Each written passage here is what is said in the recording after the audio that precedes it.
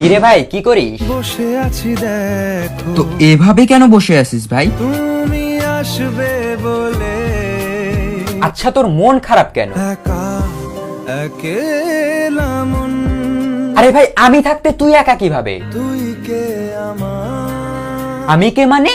আমাকে তুই ভুলে গেলি? না রে না ভাই তুই কি তোর লাইফে ভালোভাবে বাঁচতে চাস না? বেঁচে থেকে লাভ কি বল বেঁচে থেকে লাভ কি মানে?